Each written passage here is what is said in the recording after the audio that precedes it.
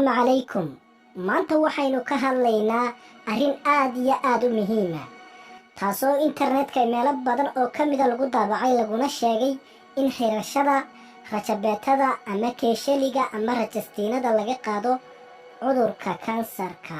haddaba warbixinada ka hadlaya in keeshaliga ama rajabeetada ama rajastiinada laga qaado cudurka kansarka waxa ay soo xigtaan buug ay qoreen lamaana isqaba. hadday ku tahay marka kugu horeysay aad soo booqato Umar Oscar Official, fadlan subscribe noo saar, waxayna tahay dhiirgelin barnaamijka xogta caafimaadka la soco maalin walba ku xirnaa Umar Oscar Official. Waxa ay lamaanahaasi sheegeen inay cilmi baadhis ay muddo wadeen ay ku ogaadeen in rajabeetada ama keeshaliga ama rajastiinada qofba magac buu yaqaanaye in si joogto ah oo loo xidho ay keento kansarka naasaha ku dhaca. laakiin cilmi baadhista lamaanuhu sameeyeen waxaa ka soo horjeestay dhowr cilmi baarayaal oo sheegay inaysan sax ahayn, waxayna ku ciladeeyeen dhowr sababood oo aan lagu xusin cilmi baadhistooda, taasoo muhiim u ahayd in la gaaro natiijada caddayn karta inuu xiriir noocaas ahi uu jiro.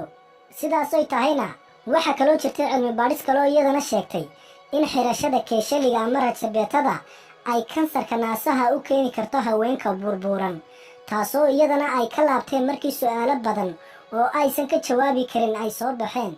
haddaba ilaa hadda lama hayo ama ma jirto wax caddayn ah oo lagu kalsoonaan karo ama si cad u qeexi karta in rajabeetada ama keeshaliga ama rajastiinada ay xiriir la leedahay cudurka kansarka naasaha.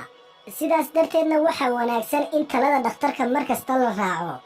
ilaahay ayaa caafimaadka haya cudurkana keena, laakiin dadaal badan ayaa layna faray. dadaalkaas waxaa ka mid ah in la taxadiro, lagana fogaado wixii shaki ku jiro ama caafimaadka u darnaan kara. sidaa darteedna keeshaliga ama rajabeetooyinka ay haweenku xirtaan way kala noocyo badan yihiin, waxaana habboon in laga fogaado noocyada ay ku jiraan biraha, caagaga iyo silikoonka.